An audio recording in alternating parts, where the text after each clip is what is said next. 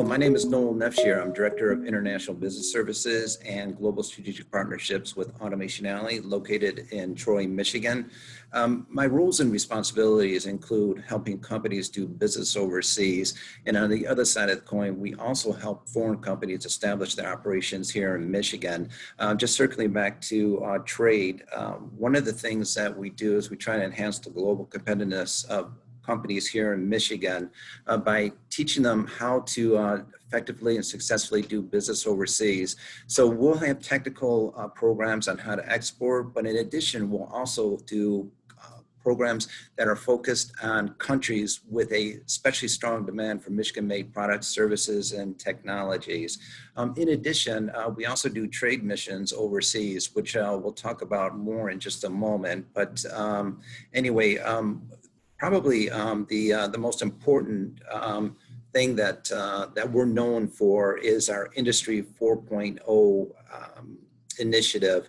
And Automation Alley is the Industry 4.0 knowledge leader aimed at helping companies become more competitive in manufacturing. And briefly stated, Industry 4.0, sometimes referred to as smart factory or industrial Internet of Things, is aimed at helping companies bridge the physical and digital worlds. But today I'm here to discuss trade investment opportunities in Mexico as it slowly emerges from the coronavirus. So with me is my good friend and colleague, Sylvia Alonso. She heads up the state of Michigan's Foreign Office in Mexico City. Sylvia, always a pleasure to see you. And in the 10-15 minutes that we have, I wanted to go ahead and begin by asking you, what services do you provide to Michigan companies that are looking to expand their markets into to Mexico? And for that matter, what are the most highly requested services? Thanks for having me, Noel. It's a pleasure being able to share with you and with the audience more about the Mexican market and what we can offer. So the Michigan-Mexico Center main objective is to provide assistance to Michigan companies that are interested in exporting to Mexico. What we do is that we help the companies through all the process from doing a feasibility project analysis to a customized business agenda. With that said, our most demanded service nowadays is the research and pre-qualification of end users, distributors, and joint venture partners in behalf of Michigan companies. How we do this? According to the profile that the Michigan company provides us and what we research for the best option into the market, we put together a customized database for the Michigan companies to have several options in regards of potential leads in Mexico, and then we contact them in behalf of the company. We find the decision maker, we introduce products or services, and we follow up with these Mexican leads until we have a response, either if they are interested in pursuing a business relationship with the Michigan company, or at this moment is not the best option. So at the end, the Michigan company has a list of Mexican leads that they can follow up directly with. The decision makers are already listed there, phone numbers, email addresses, and specific comments in regards of the business opportunity. So that is easing the process for Michigan companies to get into the Mexican market a lot. And so, and you know, having said that, and speaking from personal experience, you do a wonderful job at that. As you know, Automation Alley, we organize trade missions around the world, you know, to countries like Mexico that have a strong demand for our products, service, and technologies. Mm-hmm. And we've been highly successful, thanks in large part to the service that you provide to our companies. And speaking of, we're planning another trade mission. We'll look forward to seeing you again, September 20th and 25th this year. So the next question I have, and of course this is something that's on everybody's mind, is how is Mexico recovering from the coronavirus, and how long do you think your economic recovery will take? Well, you know, that's a hard one, right? But the effects of COVID-19 are evident worldwide, right? Mexico is not the exception.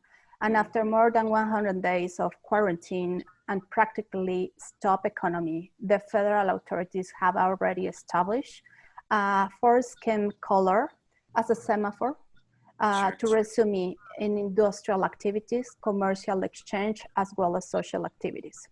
Always prioritizing safety and the health of everybody in Mexico, right? In this semaphore, as right now, the states that have worst conditions are in red. The ones that have progress are in orange, and eventually the states that will change to yellow and green will be able to reincorporate fully to activity. We have, I will say, like 60% of the states in Mexico already in orange. So at the moment, we are starting to move the economy, right? The industry contributes with a third of the GDP. And since March 2020, the activities considered fundamental for the optimum functionality of the country during the health emergency had stopped. It hasn't stopped, like medical, public, security, agribusiness, financial, food, etc. And those are now getting back to operations.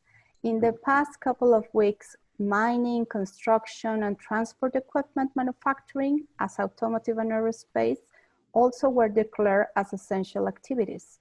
So they already started a couple of weeks ago the process of going back to the economic activity. So the United States, as you know, we lead the world in the amount of COVID-19 deaths. So there's it's uncanny, the parallels to be drawn between Mexico and the U.S. in terms of how we're slowly emerging from the crisis. Yeah, so, and as tightened as our economies are, we are following a same path as you guys are doing in regards of the reactivation of different sectors of the economy.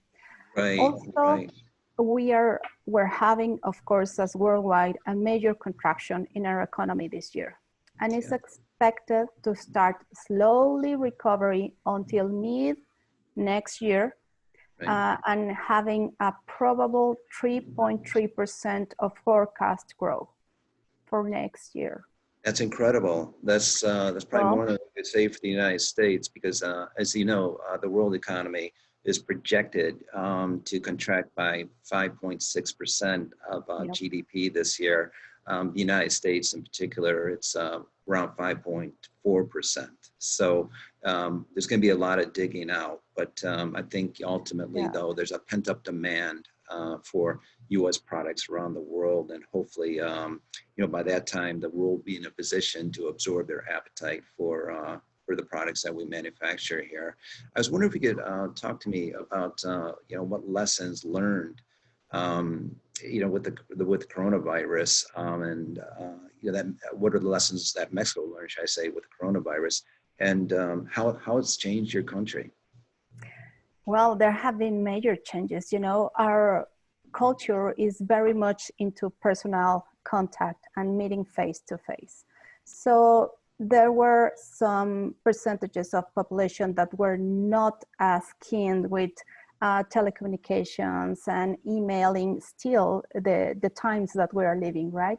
But with the pandemic, that changed completely. So right now, teleconference has been adopted by businesses, and it's a way of being in contact with counterparts and really strengthen ties, but also people feel more comfortable by doing this.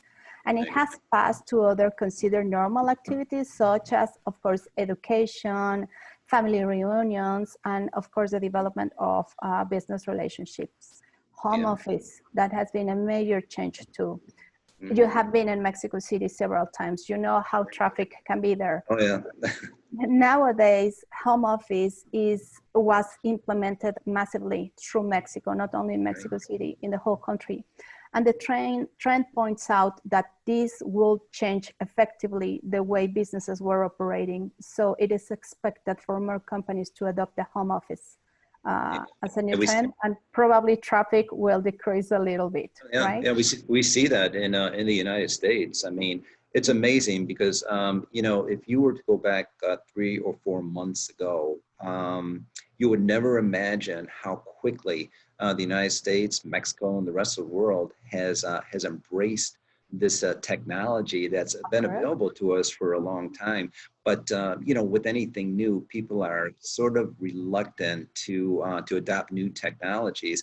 So sometimes, when you're put in a position where where you don't have a choice, maybe that's the best way, to use some of the tools that you would never considered using before. So, And to adapt, you have yeah, to adapt what you are living, right? And that has happened also with e-commerce. E-commerce was being used by certain sector of the population, younger ones, right? Nowadays, it has been adopted by a lot of the sectors of the population, and it has ended up in 60% of the increase on the e-commerce in the country.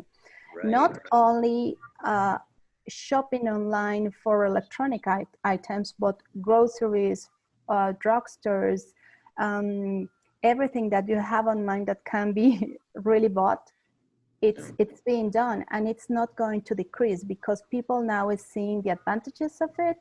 So that's also an advantage for small size companies and medium sized companies that are doing this change to the new trend of e-commerce Sure. and are adapting new apps and new ways of doing businesses.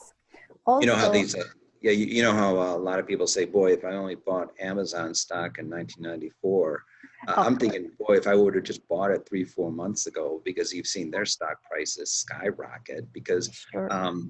their market cap is larger than all the brick and mortar department stores in the U.S. today. So, I was wondering if we shift the focus a little bit to how we've gone to NAFTA, and now next month they're going to roll out the USMCA. Can you tell me, for example, what the differences are between NAFTA and the USMCA? Sure, we can talk about it. Well, I will say that USMCA retains many of NAFTA chapters, while making notable changes to others, including market access provision for autos and agricultural equipment, and to rules such as investment, government procurement, and intellectual property rights. It also includes new chapters on digital trade, and it's right on it, it's where the trends are going. So, as well as state-owned enterprises and currency misalignments. We are going from 22 chapters under NAFTA to 34 chapters under USMCA. It also includes changes on labor norms that were not included on detail as now, environmental norms, biopharma, economic impulse, trade growth, the sunset clause, and also third-party free trade agreements and detail on e-commerce. So we're moving with the trends, and I think that's pretty good. There are no tariffs for qualifying goods and services traded among the three countries, aside from the selected tariffs. And with that, I mean aluminum and steel tariffs that we have to take care about it, and that if somebody needs more detailed information, we will be glad to share, okay? In regards of the automotive, we can see major changes on that. It has specific things that people in the automotive industry has to review, but maybe it goes down to salary growth, rules of origin, and the regional value content.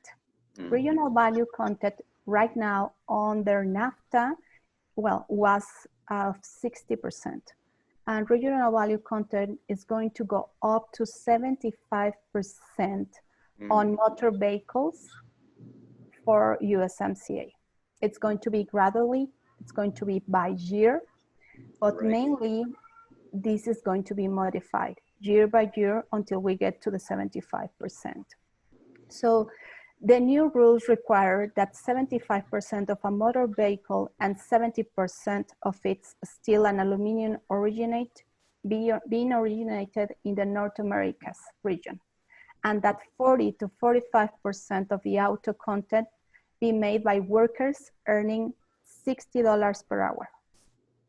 That will apply, of course, to Mexico too. So a lot of the major OEMs and major players on the automotive industry in Mexico have already asked for a delay in getting into the USMCA so they can comply with the requirements that they have to do so to be part of the new free trade agreement. So excellent. Great. Well, I appreciate the overview. So my final question to you would be, what advice would you give to Michigan companies that may now be hesitant to do business in Mexico, or for that matter, anywhere else in the world? well, for any company thinking about Mexico for export, don't think about it anymore. Do it. Why?